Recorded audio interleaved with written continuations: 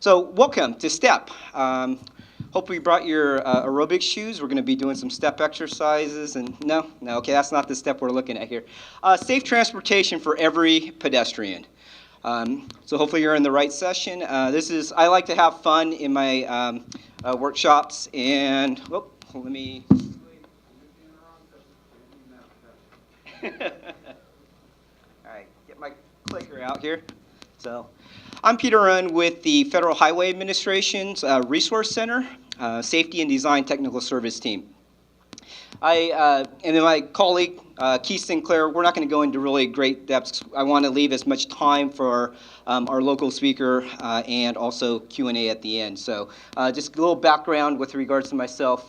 Keith and I both work with the Resource Center Safety and Design Team, and we're in the pedestrian and bicycle safety area. I'm located in Washington State. That's the other Washington, not D.C. And then Keith is in our Baltimore office. We go around the United States and do technical service for pedestrian safety. Mainly right now we're focused on our focus cities and states, which there's 32 right now. But STEP is a great opportunity because it allows us to bring in the rest of the country. Talking with a gentleman from, is it Ryan? No, it is Ryan. Dennis, I'm sorry, I got a couple people mixed up here. So Dennis from North Dakota. Obviously, we don't have the pedestrian fatalities and injuries in North Dakota that we do in like the New Yorks and the Chicagos and so forth. And so we haven't really. I've never been to North Dakota, but with this program, innovation gives us an opportunity to help some of those other agencies that are having these issues. So. And then we're going to have Eric Hans from the city of Chicago. He's going to be speaking to you a little later on with regards to some great examples what the city of Chicago has been doing with regards to STEP. Okay, so this is our 4-step agenda. This is not like the 12-step AA program or anything like that. Just 4 steps here, okay? And we'll do the welcome and introduction, the overview of STEP, just to give you an idea of what we're trying to promote here, the innovation, and then Eric will speak to you with regards to the Chicago story, and then we'll talk about some resources and go into a Q&A session, okay? So, first of all, we want to know who's in the audience, which states are represented here. And so, let's see, there was, Indiana. Okay, a couple guys from Indiana. City or state? Okay. And then there was, let's just maybe go around the room table here. Minnesota. Anyone else from Minnesota? Couple. City, state? Okay. Okay. City, from Minneapolis, correct? Great. And then which cities? Wisconsin. State. Anyone else from Wisconsin? Great.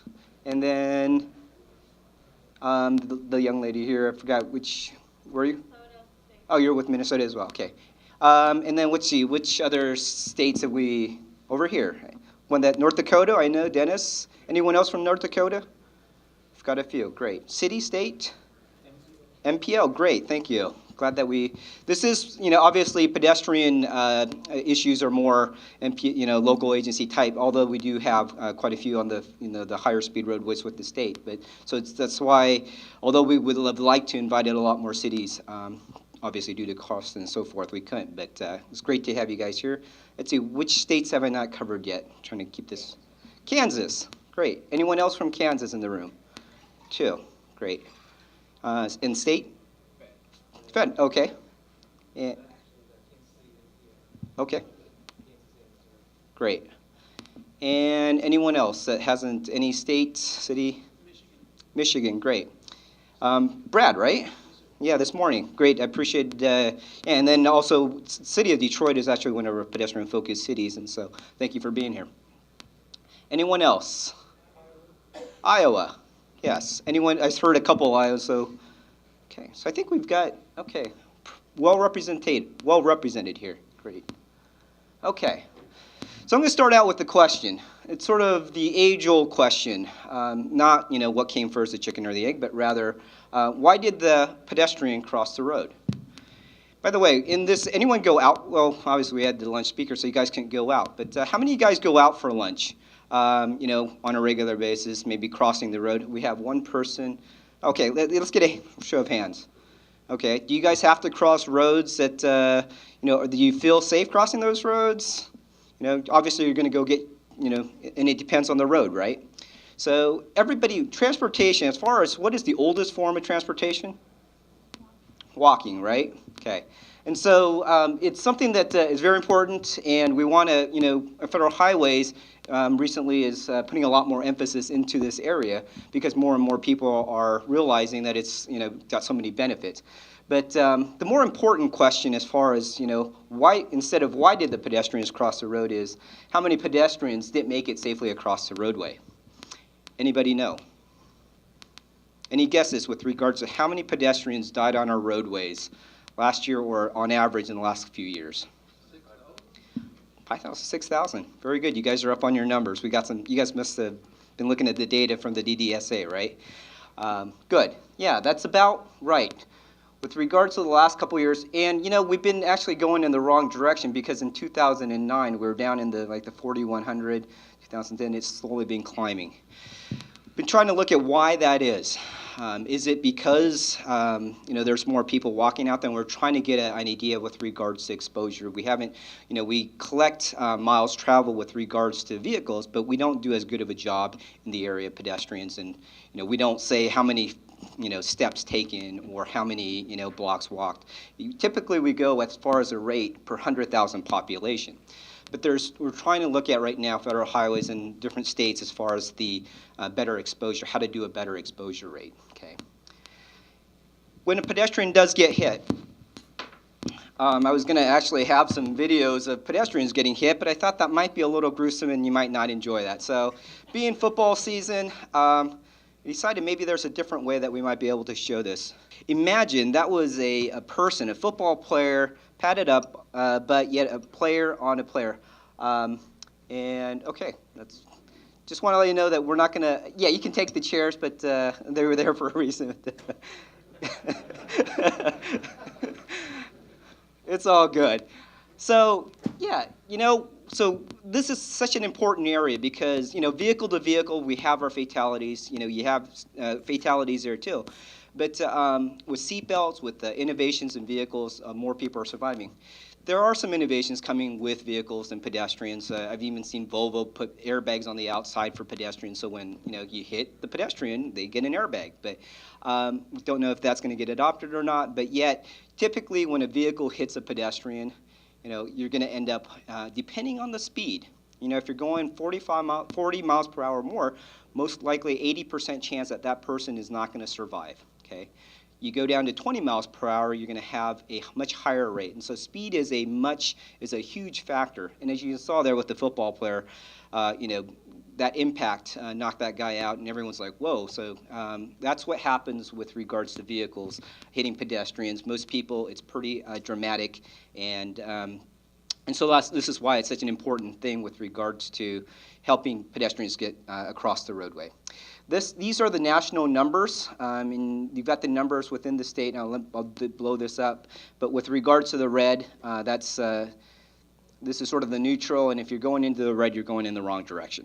If you're going down in the blue, you're actually headed in the right direction. Okay, so in this area, with regards to the summit today with Kansas City 23, let's see, the biggest is Michigan, 164. Actual fatals in 2015. Illinois behind there with 146. But every single state actually does have some fatalities. The crash numbers, these are fatals. As far as injuries and serious injuries, you're going to have a lot more. The numbers are going to be much higher. Okay, so these are lives, and oftentimes we talk about the fact that although we give with regards to fatalities numbers, we are talking about people's lives, and so we just want you to keep an eye, remember that when you see data. Secretary Fox, it was mentioned this morning, in a conference back in 2014, Secretary Fox kicked off an initiative.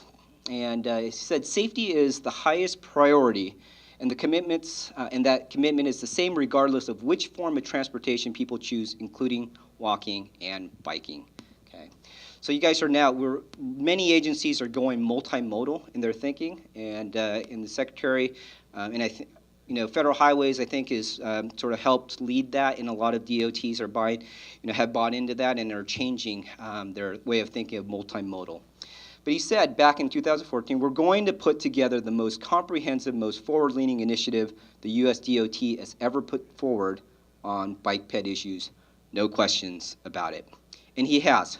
The last couple of years, there's been a lot of research. There's been a lot of resources that have been developed because 10 years ago, 15 years ago when I started in this area, pedestrians were the stepchildren of the DOTs, right? It's usually who got the PED program or the bike program. Typically, the bike program is like, oh, you ride to work on your bike? Well, here, you take this program, right? It wasn't taken very seriously. Nowadays, we've got some really great people.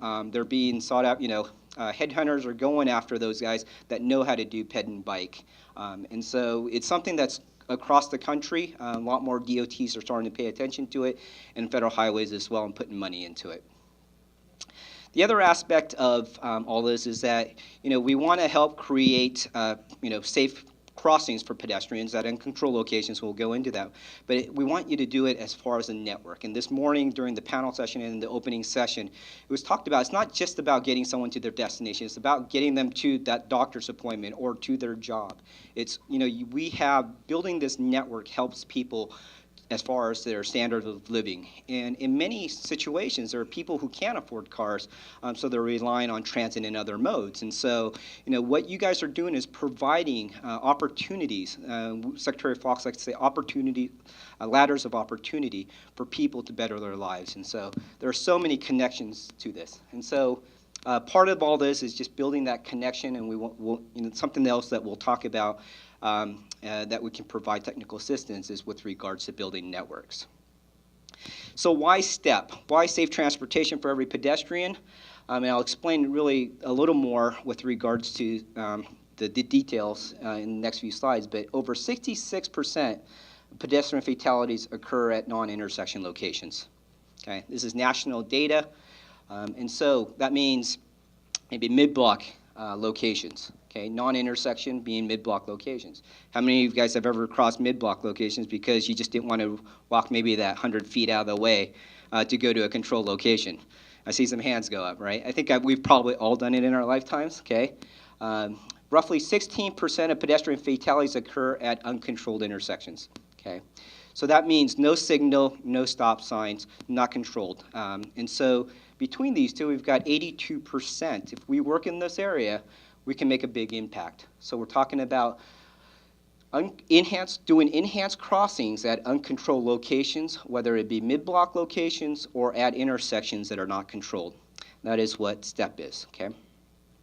So uncontrolled intersections, we often see, this is a mid-block location. It's sort of hard to see because the lights are on, but there's a bus stop here. And oftentimes at a transit location, you have a bus stop on one side. What do you have on the other side typically?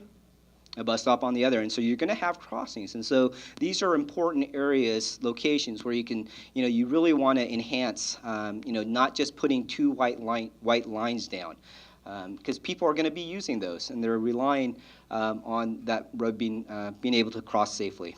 Here's an intersection location as well, and these multi-lane roads are the more challenging. Okay, so challenging that I want to demonstrate how challenging it is.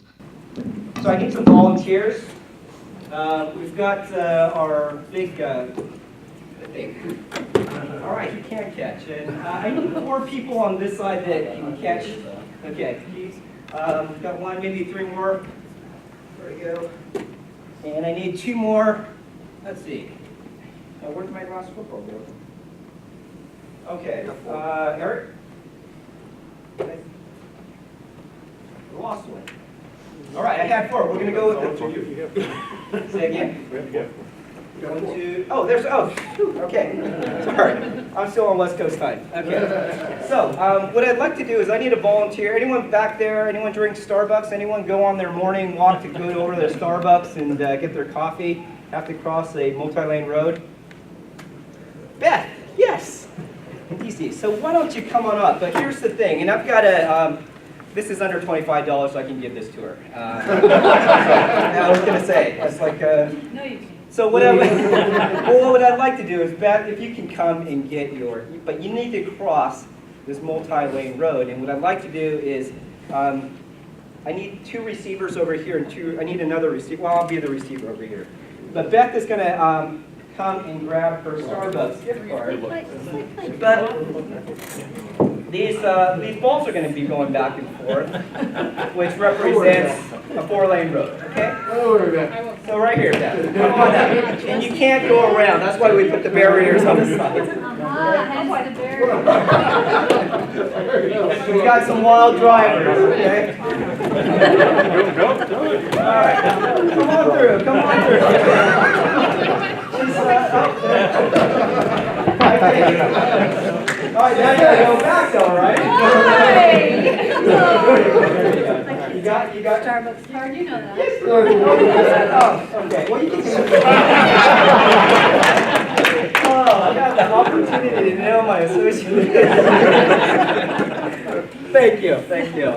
Oh, I guess you can't take it. So, well, I guess I'll save this for the next one, or maybe if there's a good during the Q&A session. Okay. A lot of fun, but you know what? That's not as fun when you're dodging cars, right? We don't like to play Frogger out there, and we don't expect, especially think of your elderly mother or your children out there in those situations. And so hopefully that helps you get the point across that, oh, and I was actually looking for various football fans, but we'll skip that. But thank you, Beth, for being our brave soul crossing the multi-lane road. Our vision for the STEP team, and this is our team's vision, is to help you guys, help agencies provide the safest possible pedestrian crossings to reduce fatalities and connect their communities, okay? And we hope that you guys will buy into that as well, be a part of that. And part of the mission is to encourage and assist practitioners in providing safer crossing for all pedestrians through the implementation of appropriate safety treatments at uncontrolled crossing locations, okay? The different treatments that we're going to talk about, it's not, one treatment fits all, right? There are various types of roads, and so therefore there's various types of treatments. And so that's part of what we would be providing you is that technical assistance with regards to what treatment is the most appropriate under what conditions. And so we have a 3-step program. First of all, it's not about the treatments. It's does your agency want to get pedestrians safely across the road? Okay.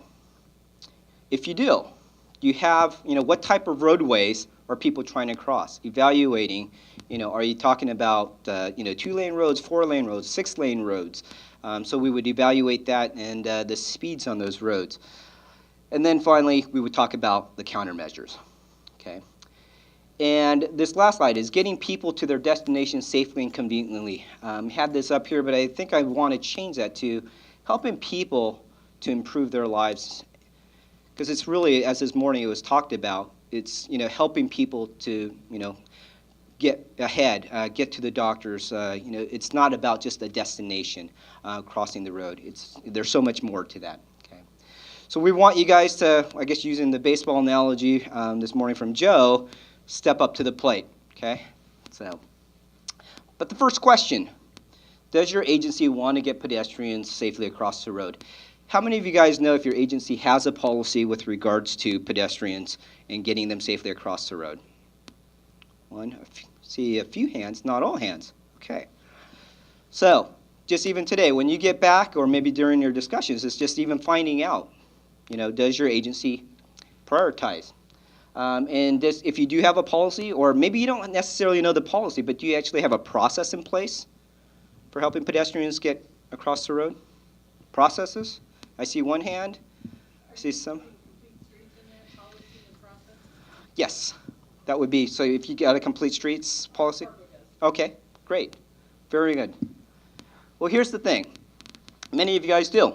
And so I'm glad that at least Fargo, because it's in North Dakota as far as the state, unless my contractors just couldn't find it, they didn't have it under a complete streets policy or a Vision Zero, or in the Strategic Highway Safety Plan as far as pedestrian emphasis. But it sort of makes sense because North Dakota actually did very few as far as statewide pedestrian fatalities.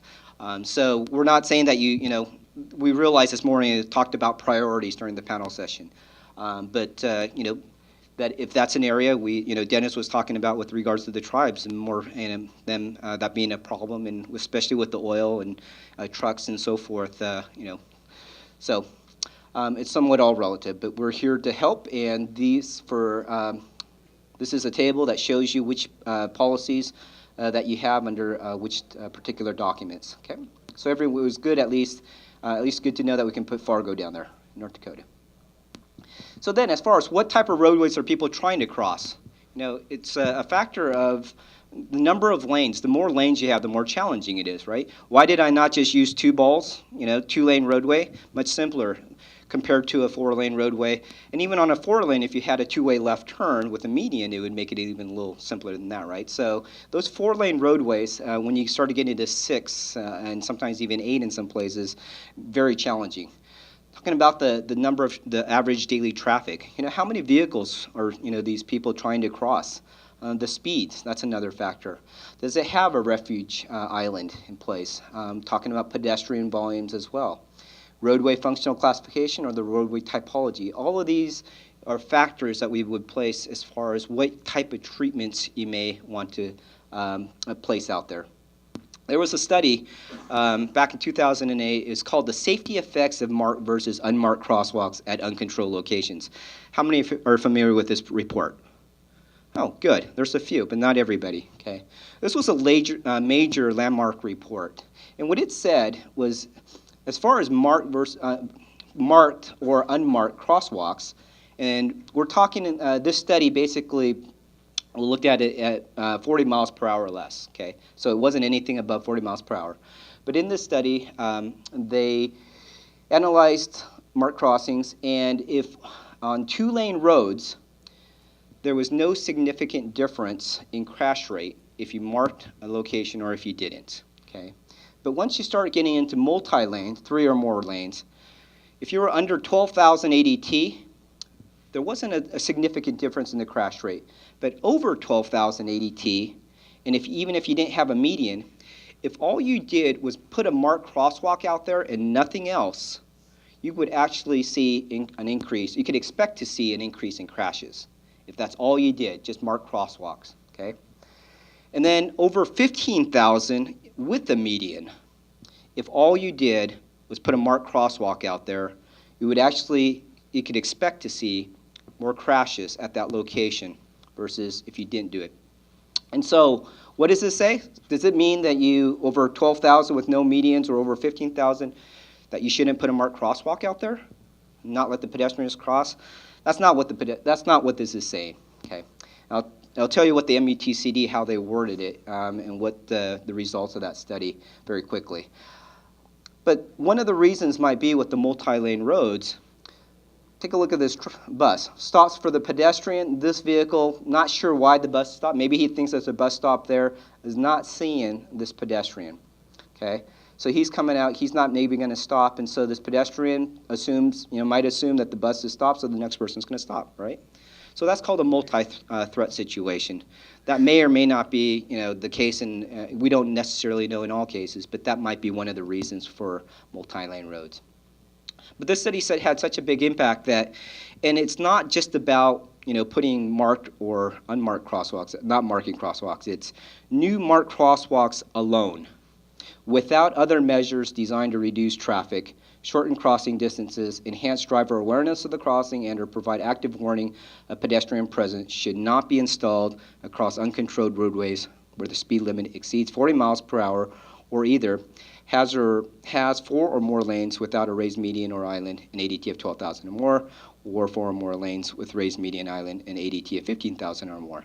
So that's straight out of the MUTCD based upon that other study that we just talked about, and so they took that. But what the key point is that you got to do more than just putting marked crosswalks out there, okay? So you need to enhance it. And that's where the spectacular 6, like I like to call, come into play. So crosswalk visibility enhancements, pedestrian refuge islands, raised crosswalks, rectangular rapid flashing beacon, pedestrian hybrid beacon, and road diets. And road diets currently also in Everyday Counts, Initiative 3. I think many of you guys have done these, but it's continuing on. So crosswalk visibility enhancements, high visibility crosswalks. The minimum is the 2 lateral lines. You can see the pedestrian sees it here, but where is it down here for the drivers? They're both for the vehicle and the pedestrian. So we're encouraging high visibility crosswalks. See it for the drivers can see it much better from a distance and expect pedestrians. Also, you can enhance those at nighttime with regards to putting lighting out there. Lighting is also a great win-win situation for vehicles because it has benefits for vehicles at intersections as well. Okay. So there's crash reduction factors there. Raised crosswalks. Okay. Often, typically on lower is a traffic calming measure, typically on lower speed roadways. So that's another source of how to get vehicles to slow down for pedestrians. The refuge islands, we just had the demonstration, doing a two-way, if you have a two-way left turn, or sometimes you may be able to, if you have enough right-of-way, be able to put a median in, even if you're going to have, this type of situation where you don't have a two-way left turn. But putting in that raised crosswalk allows pedestrians to cross one half of the roadway, wait till there's a gap in that other direction, and obviously get to the other side, right? Rectangular rapid flashing beacon. The lights are on here pretty bright. I'm not sure how well you're going to see this, but you can see here they've got that stutter pattern. And these are so much better than the round beacons. They draw attention to the driver much better. And so although these are in the interim approval of federal highways, you just, give a letter requesting it, and you're going to get the approval because these have been so effective early on. They didn't get it into the last 2009 manual just due to the timing and so forth, but these have proven to be really effective. And then finally, the pedestrian hybrid beacon, well, not finally, second to the last, pedestrian hybrid beacon. How many of you guys are familiar with this or have some in your state? Oh, quite a few of you, great. So it's blanked out. It is a beacon because it's not a signal, and so and there's actually studies that show that people are not stopping at the blanked out. But when a pedestrian activates, it goes to a flashing yellow, and then it goes to a steady yellow, and then the pedestrian gets to walk on the steady red. And then to help with the traffic progression, it goes to a wig-wag where the driver can proceed if the pedestrian has crossed that side of the lane, and then it returns back to the blank state. So these are very effective, and these are very much needed on those higher speed multi-lane roadways. Okay. Prior to pedestrian hybrid beacons and rectangular rapid flashing beacons, what did we have out there?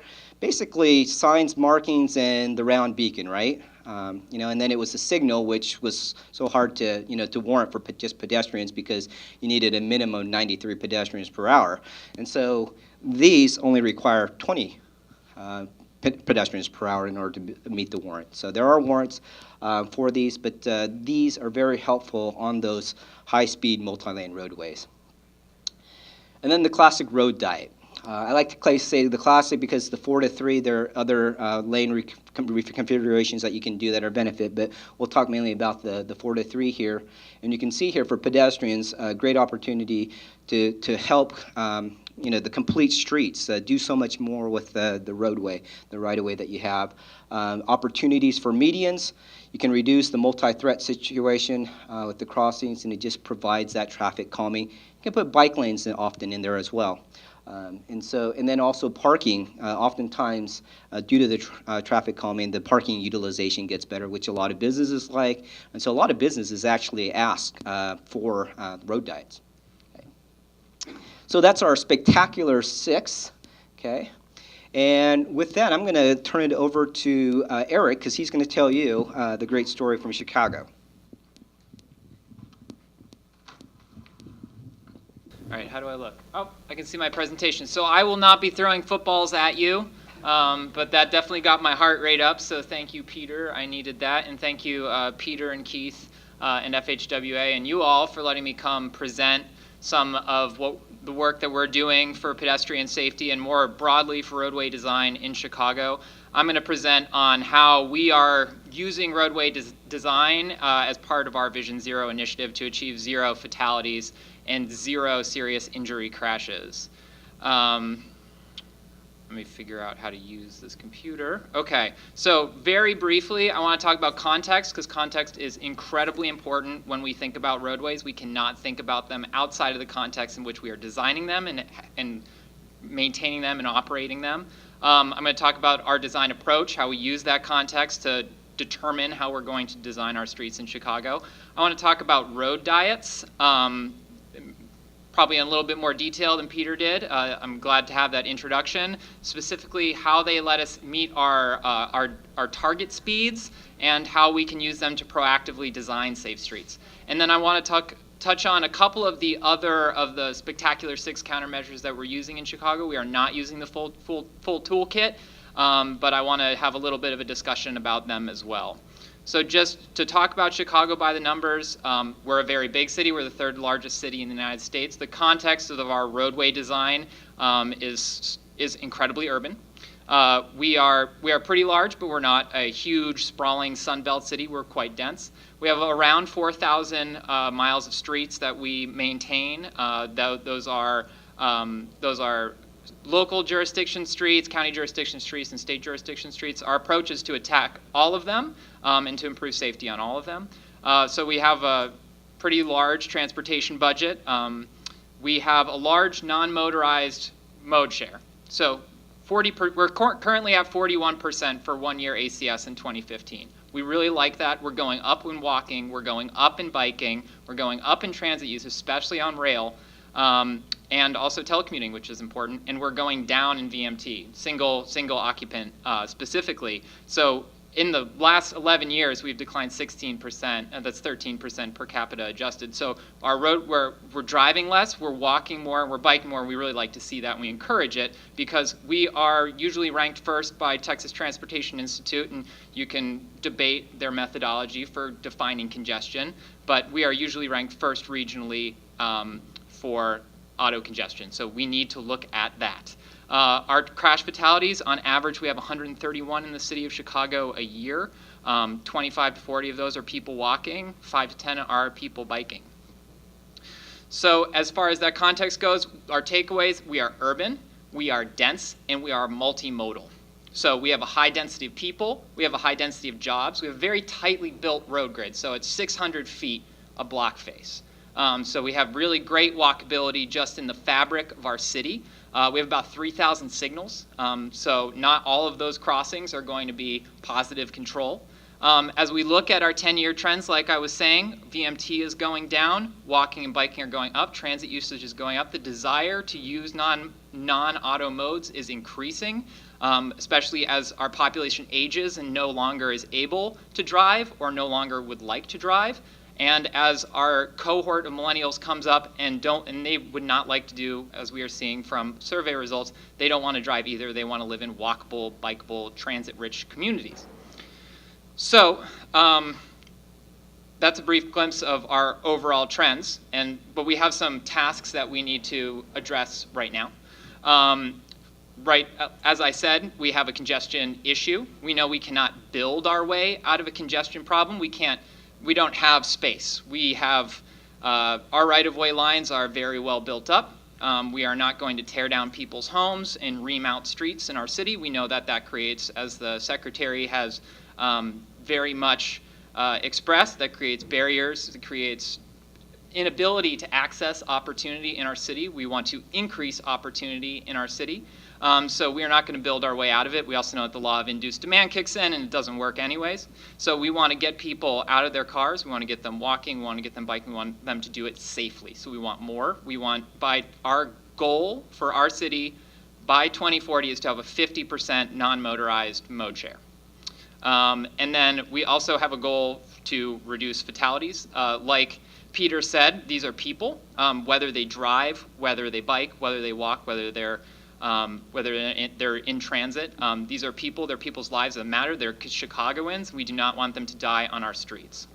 So we know right now that our streets are currently our roadway network, our system is not performing where we'd like it. We still have people dying. We still have people being injured on our streets, and we need to get out of it somehow. We need to design our way out of it from the DOT point of view, but we also need to increase our education and our enforcement. And work with a lot of other partners that we haven't traditionally tapped into. So to also think about what we do for as transportation planners and designers at the City of Chicago, we know that we have a role that is not limited only to transportation. So what are we striving for in the public sector? What are we striving for our residents? We want them to be happy, healthy, and thriving. So transportation is part of the picture that gets them happy, that makes them happy, that gets them healthy, that allows them to thrive. But it's not its own little silo. So we need to think about getting people walking for our sake, because we know that in Chicago that we have childhood obesity rates that are higher than the rest of the United States. Childhood obesity has, I believe the rates of childhood obesity have tripled in the past 30 years. So we need to look at proactive ways to address that. So our goals for our city, these are our DOT goals that we use. Our first goal for our system is Vision Zero. So Vision Zero is the principle that traffic fatalities are unacceptable. There's no interim limit. We're not aiming for 5, we're not aiming for 3, we're aiming for 0 people dying on our streets. We know that there are strategies and tools that will allow us to get there, and we need to implement them. We need to be aggressive about implementing them. We also know it's not just the DOT who does the implementation of that helps people use the roadway safely. We know we have a lot of partners. So we have over 12 city departments and agencies in Chicago working on this plan. We're also coordinating with the state, coordinating with our MPO. They're an important part of this conversation, and our county is now joining in our Vision Zero efforts as well. So our goal, as announced by Mayor Rahm Emanuel in September of this year, is to eliminate traffic fatalities and serious injuries on Chicago streets by 2026. So we'll have a 3-year action plan that's coming out at the end of this year to lay out how we're going to start moving in that direction. As I said, we also have a mode share goal. So 2030 is that 50% auto commute goal. And then we also have a citywide health goal to improve the health of all of Chicago's residents and the health system. Transportation is part of that health system. We have to make the transportation system work in a healthy manner for all the people who live in our city. And we're really happy that there are a lot of new initiatives on FHWA level, on the FHWA, the Fed level, to tell us that we're moving in the right direction. So in October, FHWA and the Secretary announced Road to Zero to eliminate traffic fatalities on the nation's roadways in 30 years. So we all have to work towards this. And then ladders to opportunity, we also know that as we pursue an equity-based and health-based solution or a planning process, that we are going to get, that the Fed has our back on this as well. So how are we going to get to these goals? I think that's why we're all here, right? We have a range of different resources that we've produced for use in Chicago, but the best advice I've received in the past month is steal other people's ideas. If we're gonna get to this zero goal nationwide, I need to take your ideas and you need to take mine. So please go on our websites, chicagocompletestreets.org, take a look around, use what you need to use. So we have 3 primary documents. The Vision Zero 3-year action plan will join these 3 documents. They'll all work in tandem together to drive fatalities on our roadways, and pedestrian fatalities are a part of that, to zero. So we have our Complete Streets Design Guidelines from 2013. We have our pedestrian plan from 2012, and we have our Streets for Cycling 2020 plan from 2013. So I'm going to talk mainly about our Complete Streets Chicago Design Guidelines. These lay out the process by which we design streets that work for all Chicagoans, whether they're walking, biking, taking transit, or driving in a car on our streets. So in general, going back to context, we take a context-sensitive approach. We're not prescribing design through this manual. We're not laying out 11 to 12 feet roadways. We're not really taking very definitive steps to say this roadway has to look like this roadway has to look like that. We're creating a process by which our designers respond to the typology of the built environment. So dense neighborhood with traffic with a roadway that needs to move people between neighborhoods or within neighborhoods or between the city and its suburbs. We're looking at designing roadways not to throughput vehicles, but to support the land uses that surround them and the people who want to use those streets for whatever purpose. So our emphasis is on flexible design. So again, we're We're really excited to see FHWA providing a lot of materials to help us design flexibly and to get us thinking in that vein. Especially the multimodal accessibility guide is something I would definitely recommend. It's been a joy to look through that myself. We're learning a lot from our colleagues in public health about both on the state and local level about designing for prevention. So we don't want to be responsive. We don't want the fatality to happen and then to come to the scene of the crash and to try to address the problem. We want to get out in front of it. So we have to think about the behaviors that cause serious and fatal injury crashes. So I'm going to be talking about some of those things, particularly speed. Speed is, as Peter said, really important in determining whether someone lives or dies. So we'll talk about how we address speed as well. But what we can't do is expect that people are just going to, that we're going to lay out rules and that people are just going to blindly follow them. People don't know the rules necessarily. We're not able to tell people every single rule that we write down in law, so we need to do it through design. So our Complete Streets Design Guidelines lays out a very specific modal hierarchy. So we start with the pedestrian. The pedestrian is first in all of our designs. The pedestrian is obviously the most vulnerable roadway user. No steel roll cage, doesn't weigh 3,000 pounds. So we take the stance that a street that is designed for the most vulnerable user, for the safety of the most vulnerable user, is a street that is designed well for all other users down that line. So our typical modal hierarchy, and this does change based on typology and land use context and what the roadway needs to do, but since we're designing for people, pedestrians are first, transit is second, because transit moves the most amount of people across the roadway in the most efficient amount of time. Then we look at bicycles and then automobiles. So our three tenets of street design really are vehicle speed, that's really important, exposure risk, and predictability, and I'll touch on some of those. So as far as our crosswalk policy, the Zagier study has been discussed. We reference the Zagier study in all of our materials. We don't have roadways that are 40 miles per hour with posted speed limits of 40 miles per hour. Almost all of the roadways in the city of Chicago, statutory is 30. We go down to 20 and we go up to 35. Anything else anything higher than that within our very dense urban environment would be dangerous to those people who are trying to access bus stops, trying to access transit, that are biking on our streets. So it's not appropriate in our very dense urban context. How we read the Zagier study, our policy is not to take out crosswalks, but to improve crosswalks on these multi-lane, higher speed, higher ADT arterials. Our standard is the high visibility crosswalk. We've already discussed how they are more visible. They're about twice as visible as the transverse line. So on all arterial and collector intersections, we are striping high visibility marked crosswalks. We do not do transverse anymore, except for on our interior residential streets. That's the only context that we believe they're appropriate in. As far as crashes go, we are seeing an alarming trend. This is for all roadway users, but recall Vision Zero is for everybody, not just for pedestrians. We are going up overall, especially on arterials. So that's for fatal and serious. For fatalities, we are actually trending down, which we'd like to see, but we're also concerned about these serious injury crashes as well. So we know arterials are our most dangerous streets, and we are focusing on them.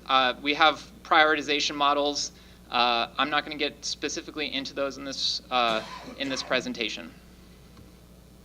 So our biggest goal is, and this aligns with our Vision Zero push, is to reduce speeding on our streets. So we design our streets for a target speed.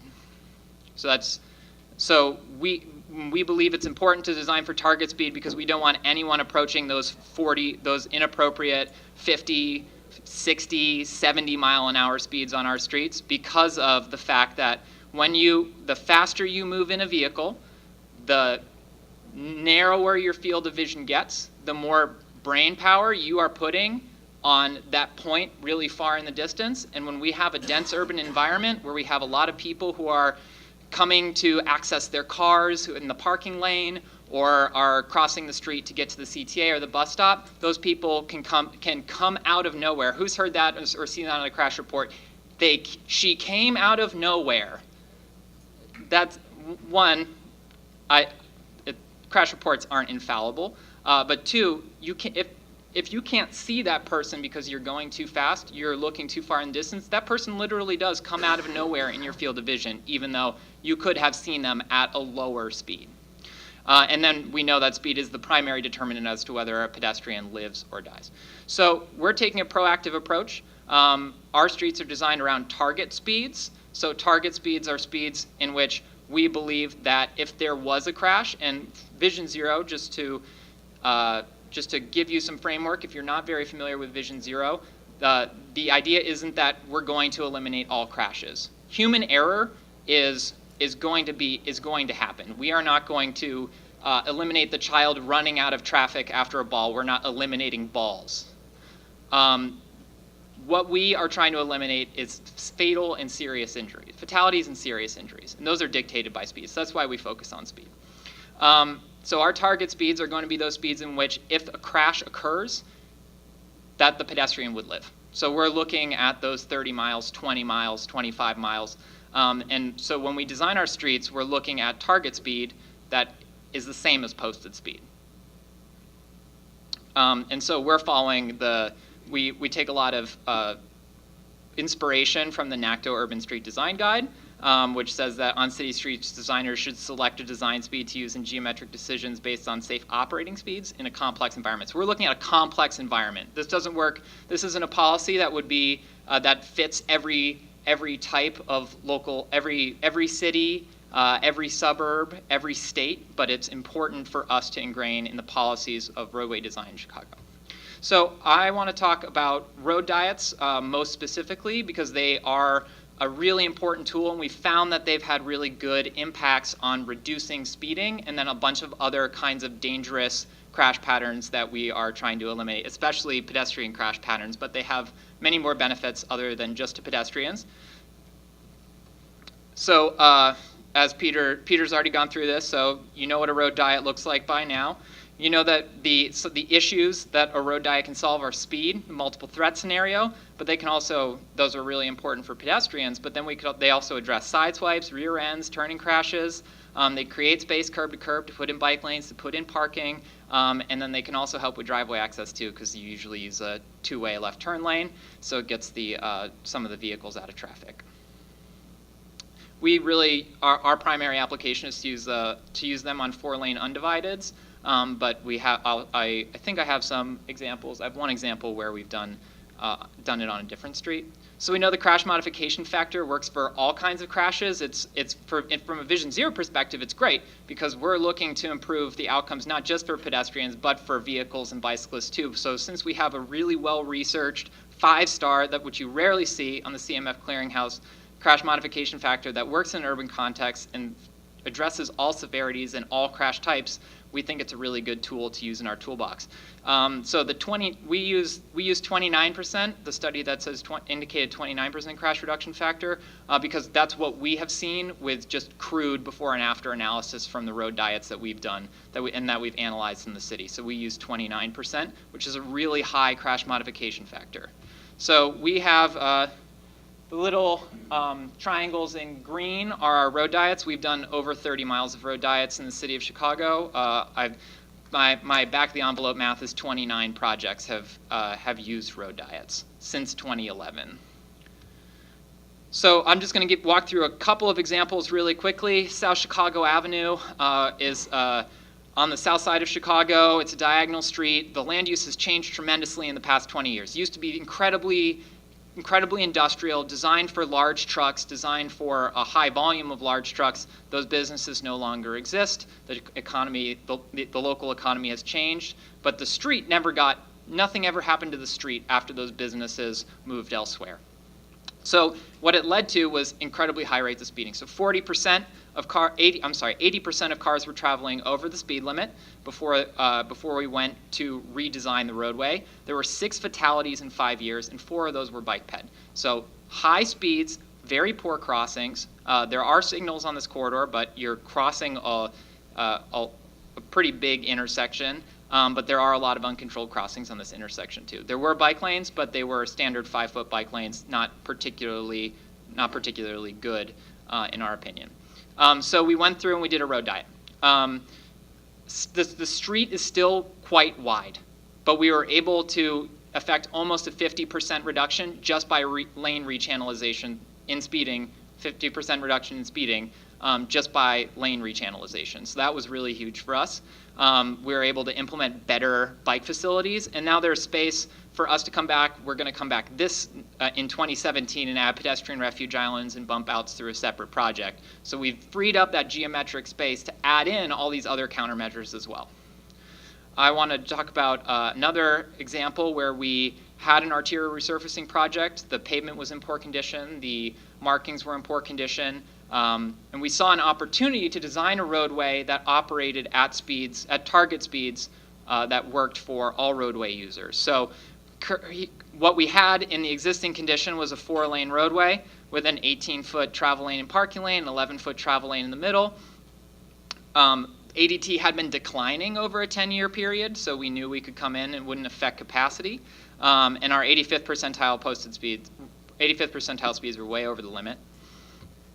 Now we've come back in and we've done a similar treatment. So we really like striping buffered bike lanes. We've been able to add pedestrian refuge islands and able to stripe 2-way left turn lane. So we don't have after speed data for this project yet, but we anticipate that similar to our other projects, we will have similar declines. But we took a proactive approach. Instead of letting people die on this roadway at high speeds, we were going to since there were no impacts, there was low cost because it's an incremental cost over the resurfacing, just putting the skip dashes and the paint that was going to go in. Small amount of cost on top of what we were already going to spend, and we could design a roadway that we had other evidence that crashes would go down and that speeds would go down. And there had been a request for a new school that opened in the area to improve a mid-block crossing with a refuge island, and we were able to get that refuge island in by adding a median. 55th Street is by one of our largest universities, University of Chicago. Another example of where we had high speeding. We had poor facilities, especially for students walking and biking to school, and that we needed to do something. There had been 300 crashes over a mile, many involving pedestrians and bicyclists. Once when I was in school, I was hit on this corridor. So this project was installed in 2012, took a year to plan and build, and it was $155,000 to restripe and add protected bike lanes, new crosswalks, new striping configuration to a mile-long roadway. So in the grand scheme of things, it's quite a cheap project for us. And what we have now is we have protected bike lanes that are parking protected. So we were able to pull in really well-utilized parking, which further narrows the perspective of a driver. We used narrower lanes, which again give you that narrower perspective, cause you to drive slower. And we were able to shorten the exposure of a pedestrian. So typically, a pedestrian would have had to cross, in the original cross section, the crossing length would have been 62 feet. So in this particular configuration, it's a 48-foot exposure because we were able to bring everything into the middle as opposed to have it distributed all the way to curb. So we were able to reduce the exposure quite significantly, and then we were able to go in again and add road diets. So refuge islands. So we have now it's an 11-foot exposure in each direction. So that's a huge improvement over what we had before. So what we've looked at, we've had a huge reduction in people traveling over our target speed. We've had a 32% reduction in annualized fatalities. Our bikes at peak have gone up tremendously, almost doubled, and we actually have gone up a little bit in ADT. Travel time on the corridor, vehicular travel time only increased 30 seconds. So I'm going to just skip that slide just so we can stay a little bit on time. Refuge islands are really important to us. I think at this point we have around 100 in the city. We've been very aggressive with inserting them. They've been very popular with local electeds, with communities. They're requested very often. We think that they're a great treatment. It took us a while to work out what our standard detail would be, but now we have something that we think works really well. Why do we like them? Peter has already described the multiple threat. One of the things about the multiple threat is, or about 4-lane roadways that is also important to note, is that a pedestrian, when looking for an acceptable gap in traffic, incurs a lot of delay waiting for a gap in traffic with 4 lanes of travel, because they have to wait for the gap that's going, say you have an east-west street. They have to wait for a gap that is concurrent between eastbound and westbound traffic. When you have a pedestrian refuge island in the middle, they can wait for a gap in eastbound, stay in the center, and then wait for the gap in westbound, and then safely complete their crossing. So there's less, for looking at our modal hierarchy, where how we want to accommodate pedestrians as our top user in the roadway network. We also want to improve their safety. We want to reduce their delay. So a pedestrian refuge island can also help us reduce pedestrian crossing delay at uncontrolled crossings. So refuge islands are really great. With what we use a 6-foot, a typical 6-foot at minimum, and then we go wider. So we have some very wide crosswalks. We're trying to make this kind of behavior, waiting on the center line. We want to eliminate that in Chicago. This is a very dangerous situation. And this is a prior photo, and we've since improved this corridor with refuge islands in a center median. Again, refuge islands, great crash modification factor. It's really, they're a really great tool. So it's 46% crash reduction for pedestrians where they are placed. So we typically use them on those wide arterials where there are their greatest benefit is where there are multiple lanes in each direction. Typically, so they're going to get the upgraded crosswalk treatment for the high visibility crosswalk. We'll also frequently put in the pedestrian warning signs as well, so you get a vertical element as well as the pavement markings. So sometimes we can easily drop them in. Well, we can just plop them in medians. We have a lot of one-way streets, so we're not really impinging on turning behavior. Sometimes you want to use them to block specific turns. If you want to manage access to certain properties, or you want to really design in a right-in, right-out situation, pedestrian refuge medians can be really good for that. Sometimes we need to allow driveway access. We have made partially mountable medians where the pedestrian is protected in the crossing area, but the tangent, is rollable. So it's still visible because it's a different pavement marking. It's slightly elevated, or different pavement material. It's slightly elevated, so you can see it further from a distance. But vehicles using the driveways on both sides might be able to mount that particular part of the island. And what we've also been doing is where we already have raised medians or landscape medians, adding noses so that pedestrians feel more comfortable waiting in that area and they're directed to wait there. We've also been right-sizing our streets with pedestrian refuge islands. So sometimes based on your curb to curb, you might have a street that you can't just do 10-foot, 11-foot lanes, parking, and bike lanes. You just have too much space. So on this particular street, we used refuge islands with a combination of center left turn lanes and a stripe median to visually narrow each direction of travel. And we also knew that we had pedestrians crossing at uncontrolled locations that needed to be protected. A lot of children in this neighborhood, a lot of schools, so we were designing for the vulnerable users. So that's where we are at with refuge islands and road diets. We've used them a lot. We're big fans of them. The public has come around to some of these ideas. I think it is more difficult to sell a road diet. Refuge islands are very easy to explain. People really like refuge islands. We've had great response with those. Some of the other items in the STEP toolbox we're just beginning to work with.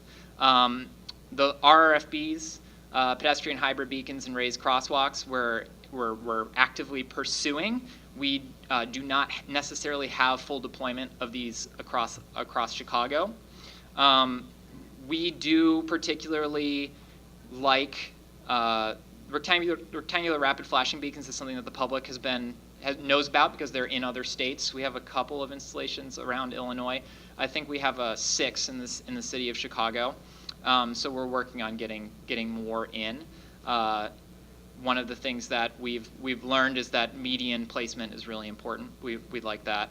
And then raised crosswalks. We've been pairing our RFBs with our raised crosswalks. We use our raised crosswalk treatments primarily in campus environments and in small pedestrian scale commercial districts. We just opened our first shared street in Chicago, where all the roadbed actually ramps up to a curbless level, and we have pedestrians established as having the right of way in the entire street. It runs for 2 blocks.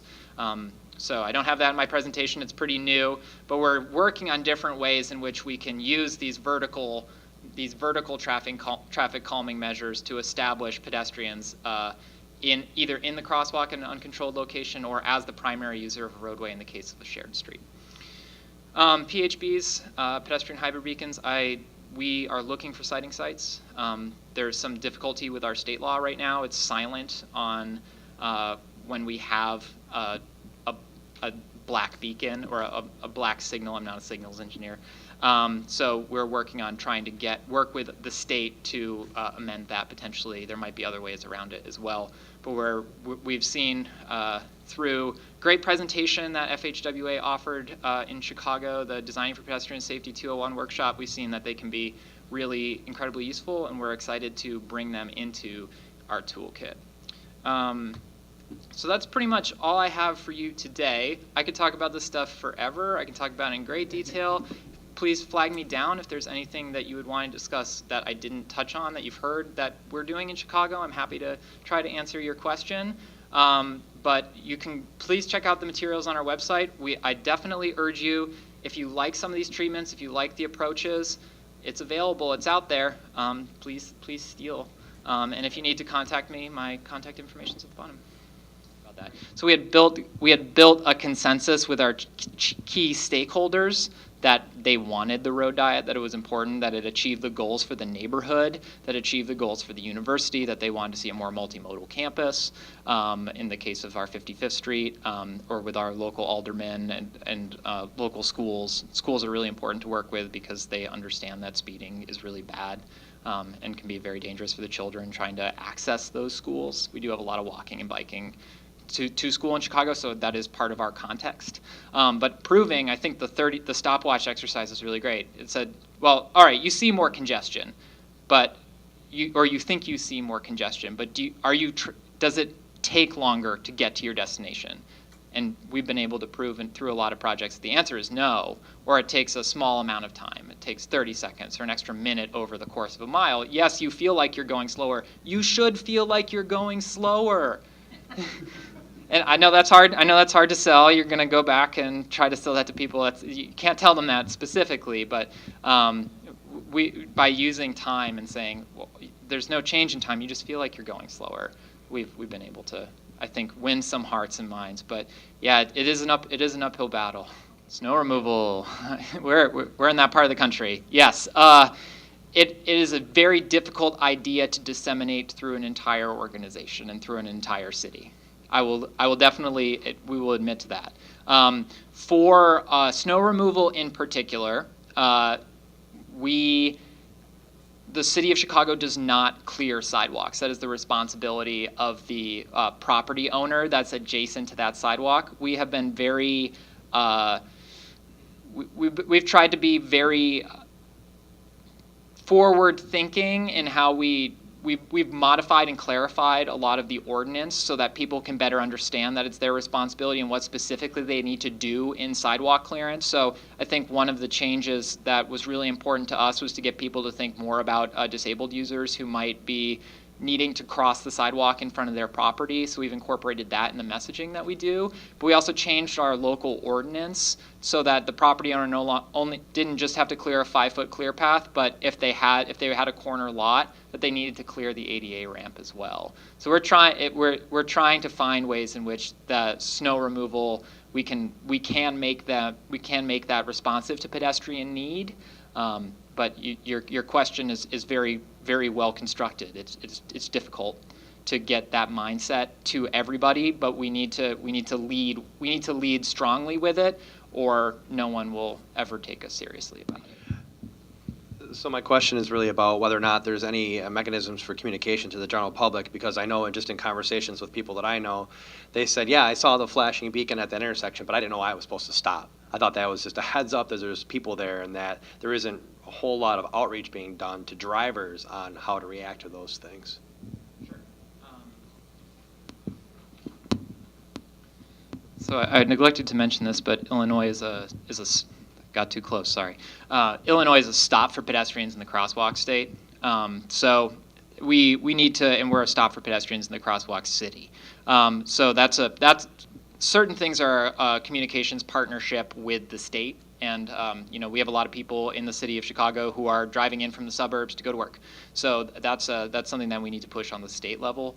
We use in-road stop for pedestrian signs. Those have really started a new conversation. So you put them in the center, you drill them into the center line, and they're kind of yay tall and retro-reflective. They're yellow. So I'm not an engineer, I'm sorry. So those have been really popular as a communication strategy. I think our local, our city councilmen, our aldermen really like those as an opportunity to educate the public. We do have one of the largest in-classroom, or the largest in-classroom education team that are bike ambassadors who go and educate children. So we're trying to get in early, get safety into the general population early. So they go into a lot of CPS classrooms. They educate they educate like 85,000 people a year. So they're really important. The other thing that we do is we take advantage of we work with our partners at the Chicago Transit Authority who run our buses and our trains. So whenever we do pedestrian safety campaigns, and we'll post them we'll post them on buses, in train cars. We use a lot of our infrastructure downtown where we have advertising opportunities, our bus shelters, we have trash compactors and those sorts of things. So we'll run public information campaigns there. The PHB is one of the things that we definitely get that question a lot about, and when we start rolling out PHBs, there will have to be an education campaign. But we're really fortunate in that we have these ambassadors who do education because they also work. They're also our street team. So when we rolled out our first protected intersection, or when we rolled out Loop Link, our BRT corridor through our downtown, Department of Transportation staff were out there with information when they saw people who weren't doing it right. Not everyone has to be told that if you're doing it, if you're internalizing it and you're doing it right the first time, you don't need to be reached out to. That smaller subset of people can be contacted by a small outreach team and be given the right information. So. Yeah. Okay. The other aspect is that although we're focused, Federal Highways more on the engineering, we do work with our partners, NHTSA, and engineering, we try to take care of 85% of the problem, and then the enforcement, the other 15, those who are just going to, do whatever they want. But there is an education component as well, and the click it or ticket model works best with regards to letting them know what these devices are there for. So the primary problem is that people aren't yielding to pedestrians, and so putting that combination of the education, enforcement, and the engineering all together over time helps with that culture change. Yes. Want to mention that Federal Highway's got free technical assistance for road diets. Yes. Right now, with the Everyday Counts 3 initiative, and that's going to carry over. So, providing that technical assistance, as I think all of the different initiatives, we're going to be able to provide workshops, come into your, state and provide technical assistance in various manners. And so that's going to continue for the next 2 years. And so road diets will be part of the STEP initiative with that. I think there's another question, that one, but did I see any other hands? So we're sort of going to get into the Q&A session. Keith? Sure. Can you hear me? No, you better use this. Come on. We didn't discuss this in the. You mentioned early on that you had goals, and one of the goals was a health goal. What is the measure for the health goal? Do you know? So the city of Chicago has a community health plan. It's called Healthy Chicago 2.0. It was released last year. It sets data-driven performance measurements for all aspects of the health system. Currently, right now, our specific DOT's health goal is Vision Zero. But we are working closely with the health department on other initiatives. We have a program that we collaborate with our health department on called Play Streets to get kids out, to shut down streets in a block party kind of fashion, to get people out playing in the streets, especially in communities that have high childhood obesity and low access to parks or to healthy food choices. So we do collaborate with our health department on that particular initiative. We're currently working on, we have a community level health survey that's administered by phone. We have active transportation questions in there now that can be compared to other demographic data and other health measures, so we can better understand if you're not getting enough healthy activity, what our potential barriers are. If you're a high risk for diabetes, what does your community look like? How are you walking a lot? Is that potentially part of the problem? So we can identify communities where a lot of people say are unhealthy, or self-report being unhealthy, and then self-report not walking, and then we can find a way to plan for better access for people walking or biking in that community to help those. So we don't have a specific departmental health goal. We're not trying to bring down childhood obesity, that particular metric, but we're working very closely with our health department to understand that we are part of the health system. Chicago has a health in all policies push, so that we understand that whatever we do on the Department of Transportation level, whatever Chicago Housing Authority does, all of those need to be responsive to people's health. Great. Any other questions? Yes. Come on down. You're the next.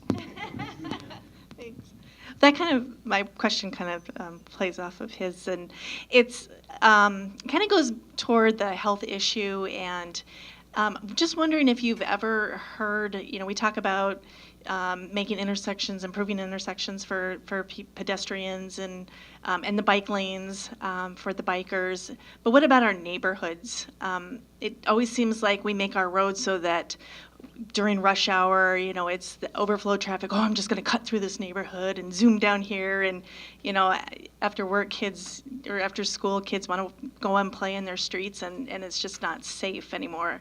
Has there ever been any initiatives that you've heard of, or or discussions you've heard that direct the traffic back to the main roads and keep them out of our neighborhoods and return the streets back to our neighborhoods? Yeah.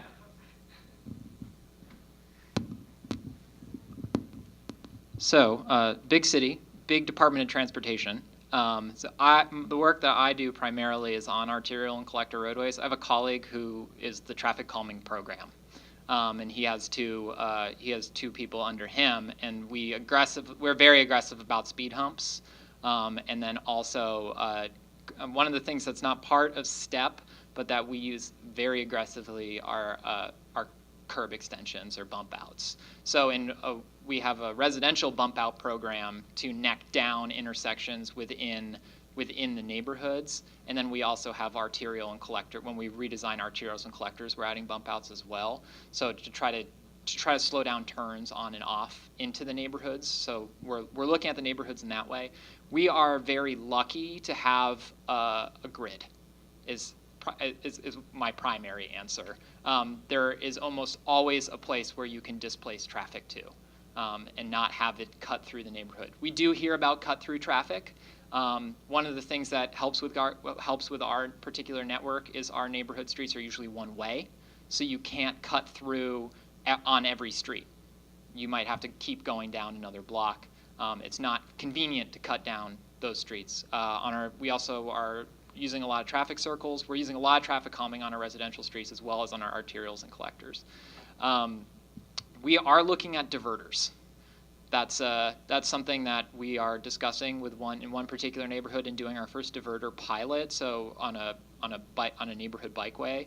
So similar to what Portland's doing for their bike boulevards, we're trying these kinds of countermeasures too to cut down on that cut through traffic and improve conditions for people walking and biking, to create those low stress networks that are really important, because not everyone's going to want to ride a bike or walk on a super high ADT vehicular corridor. It's just not pleasant.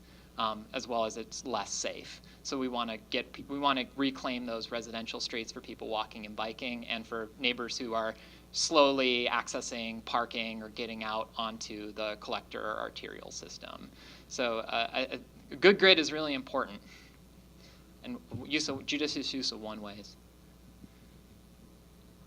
The other aspect is that we do, although STEP covers these 6, we would have that discussion. Obviously, there's a lot, as Eric mentioned, there's the curb extensions and other, other types of treatments out there that we can talk about traffic calming. And so with the STEP, we're not going to just limit it to the 6 and say, no, we can't talk about some of these other ones. It really is about how to get pedestrian safety across the roadway. And so that would be part of that. With that, I'm going to ask one question. How many of you guys were free-range children when you were growing up? Man, you just, mom and dad, you just say, hey, I'm going to my friends, and you can just go, right?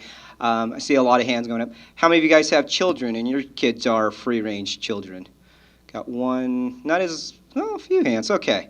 So, in this day and age, and part of that health aspect is not just the physical health, but also with regards to the mental development, right?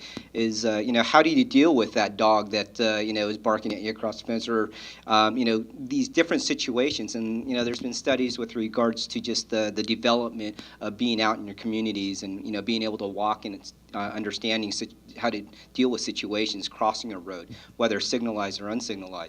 And so, it's really, a lot of it's connected to so many other things. We've got about 10 minutes. I'm just going to quickly go over through some of these slides. I think many of you guys who have been through the Everyday Counts initiatives understand these different phases: the development, demonstration, assessment, and the institutionalized. On your tables, actually these 2 tables we'll have to grab some from the other ones. There's some limited copies, but we do have copies of the definitions that I'm going to be showing here. So maybe each one of your states, a member of your state, can take one so that you can understand what's phase that you might want to maybe participate in. The development phase obviously is just you've got an interest in it, you're wanting to pursue it, maybe get some additional information. This is where maybe you collected some guidance and some best practices, maybe you've hosted some training. So just as it states, development phase, right? The demonstration phase, the next one up, you've actually piloted, tested. What's interesting is, although we brought City of Chicago here to speak to you about today, is that they have been a pedestrian-focused city since we first started the federal highways-focused approach.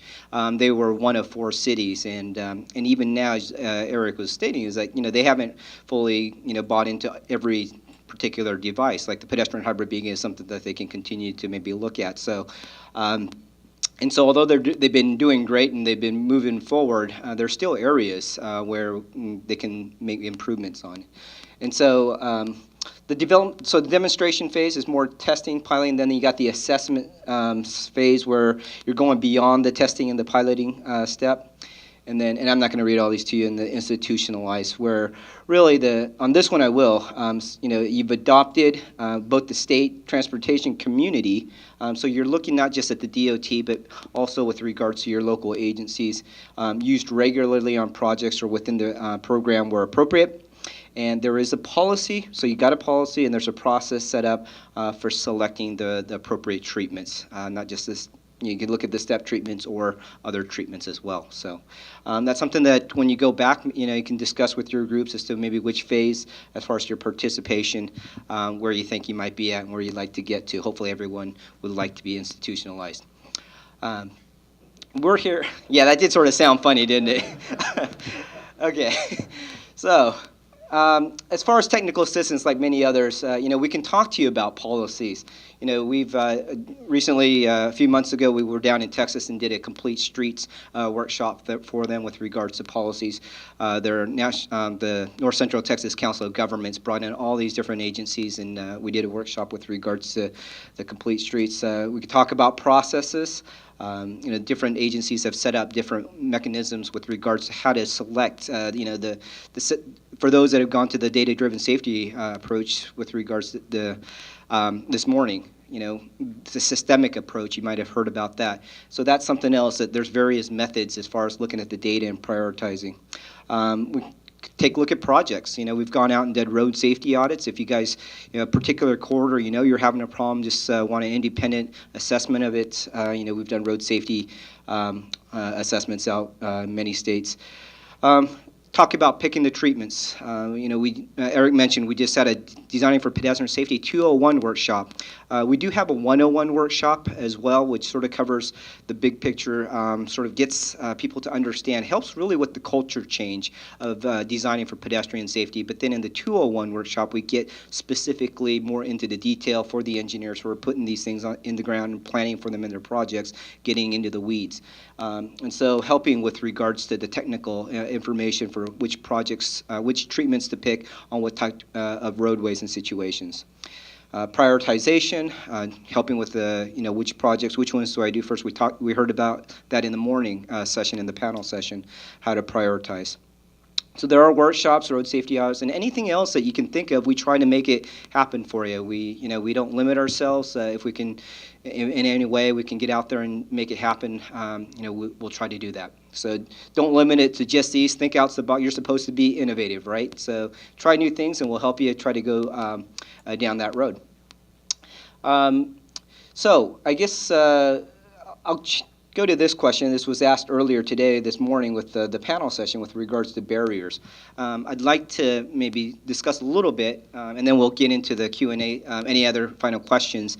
But are there any challenges that you think of with regards to STEP that you might be facing that would prevent your state or the MPOs with regards to adopting this? What challenges do you guys face in this area, if any?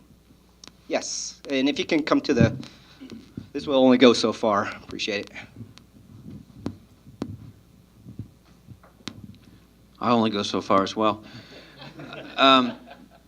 In Illinois, we are working really hard with ADA, with the transition plan, trying to get everything into compliance, and also pedestrian accommodations is part of that. One of the issues we've come to realize in the last couple of years is that our transit partners don't communicate well with us and vice versa. So we get ADA complaints brought to us for non-compliant bus stops that we didn't know were in our right-of-way. And so we go talk to the transit agency and say, why did you put a bus stop there? There's no sidewalk, there's no infrastructure, there's nothing for them. There's just a place in the grass with a sign on it. And so we're having trouble getting them to the table because I don't think that the FTA is as aggressive as the FHWA in letting transit agencies know what their responsibilities are. And they think that providing a bus, if you call 24 hours in advance, the bus will come to your house and pick you up, is an alternative ADA accommodation instead of making everything compliant. But has any other state had good success, or city, in the case of Chicago, getting the transit companies to work together well with the state DOT to make sure that bus stops and sidewalks are being put together in a rational manner that are accessible to everyone? Great question, and I'll have a response, but I'll let anyone else want to maybe take this one? I don't want to speak for them because they're certainly not here, but I know that Tampa had a very successful partnership with their bus system in providing accessible stops. They I don't want to call it the highway department, the city's transportation department worked very well with the transit authority to make sure that this happened. So they weren't just, putting somewhere where the grass was. So Tampa, there's your example, and that is really actually when we do our pedestrian safety action plan workshop, we do ask all the stakeholders to come to the table, and transit is one. Sometimes they're there, sometimes they're not, but when they're, we just did one in Tucson, and we were very impressed because they brought so many stakeholders, but transit being one of them. And you're right, we at Federal Highways also had a meeting with FTA a while back in trying to get them to the table and trying to get them to put a little pressure on their agencies to be at the table, because as we talked about, there's usually a stop on both sides of the roadways in those crossings. And so yeah, that's something that I think it's more about communications and networking and building those partnerships. Anyone else have an example or want to address that question? And we can, if you want to send me an email, or we can, talk to you about, if you want specific examples, we can, send you some contacts, possibly at some of the locations that we've done it. Okay.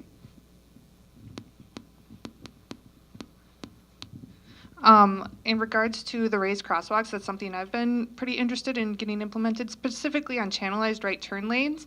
A lot of times we'll have roadways that are askew, and those channelized rights can be taken at very high rates of speed. In order to fix those without reconstructing large portions of roadways, doing something like a raised crosswalk. But we run into a lot of issues with maintenance. Obviously, we're a snow state, so our maintenance staff are nervous to put those in. And then another thing that I still think we run into issues with road diets. People feel like they're getting something taken away. And we run into issues too with people hearing that 15,000 ADT cutoff, and then kind of the transitional volumes where you're going from the 15,000 to 18,000 or 20,000. People are very resistant to trying those out. And then RFBs too. I think a lot of the pedestrian stuff is it's the new kid on the block, and actually this applies to pedestrian hybrid beacons as well. Funding for those, I think, is definitely something we need to overcome. Great. With regards to the funding, or the PHB, they are a higher expense, similar to signals. They can be close to $100,000. If you're doing it in-house, obviously they're cheaper, but and that's one of the things about the RFB, that they're much more cost-effective with regards to their solar. You can place them a lot quicker in places because you're not doing the wiring. They're running probably about, depending on what part of the country, but about $16,000 for repair. And so, although it isn't a stop condition, and we're not, and that's the other thing about all of these treatments, we're not saying that they're applicable to every, roadway, every 4-lane roadway, or every 2-lane. That's why we come in and we want to, obviously this is just an hour-and-a-half session. We would come in and talk to you about what roadways is most appropriate. So you wouldn't want to put a pedestrian hybrid beacon on a 2-lane roadway at 25 miles per hour just because the public sees it on YouTube and says, hey, we want one of those. It's not a good use of your funds. Probably more appropriately is high visibility marked crosswalks, maybe if they wanted to go in RFB, but just even maybe signing, depending. So that ADT matters, the speed matters, and being able to educate people with regards to what works best. And so that's part of the other aspects, is the education aspect. So, so the one thing, probably the takeaway is, right design invites right use. Like, like to say that because it's if you design it right, you'll get the right use out of it, and we don't need to, put in PHBs everywhere. Okay. Any other maybe comments with regards to some of the comments that was made over here? Oh, okay. Yes.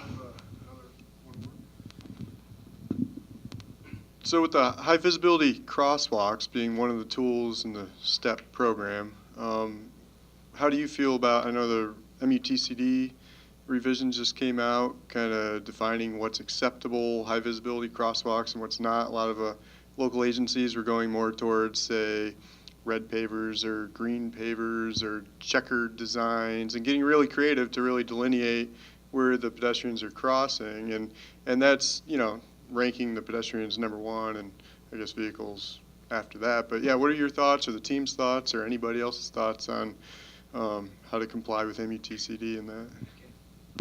Great question, because this is coming up in the news, and the news media obviously isn't being educated properly on this area, because there's some very creative sidewalks out there which don't comply with the Manual of Uniform Traffic Control Devices. And Federal Highways has written some letters to some of these different agencies and saying, look, you need to follow the MUTCD. They say, and obviously there is no MUTCD police out there other than lawyers, right? Actually, there's more copies of MUTCDs on lawyers' desks than probably engineers' desks. And so, yeah, if you have a question, there's some letters on the MUTC website. There is some interpretation. There's a link, and they talk specifically about what's acceptable and what's not. Some of it's, even I was a little confused with regards to what, and so I said, hey, at the time it was Bruce, I said, what's acceptable here? And he came back and what I thought wasn't. And so if you have any questions, if you have any concerns, best to just send them an email. But obviously, I've seen one with the McDonald's fries being the crosswalk.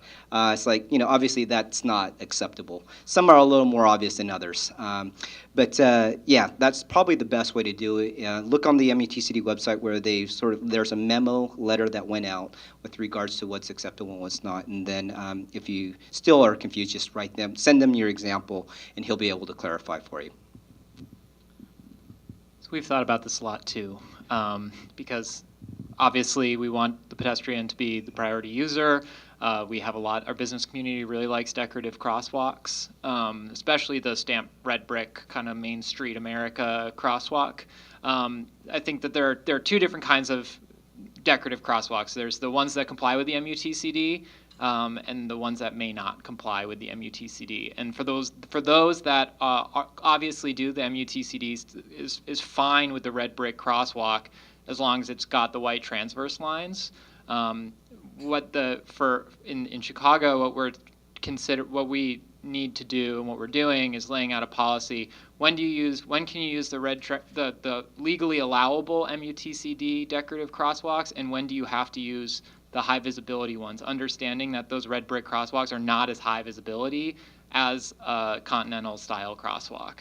And usually that's coming down to roadway typology. And uncontrolled crossings, it's more depending on the roadway, the width of it, the number of travel lanes. There are certain cases where we would say you would need to do high visibility crosswalks, not the red brick stamp, because visibility of the crosswalk markings based on the double threat or based on vehicular speeds rule out the decorative crosswalk.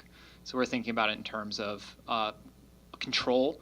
So signals are different. Signals have different operational controls than uncontrolled and mid-block, and then a number of travel lanes in each direction. So we're taking a kind of approach that's similar to the Zagier study, that framework of thinking about uncontrolled intersections, what you need to do with it, and then applying that to where you can use an MUTCD approved decorative crosswalk treatment.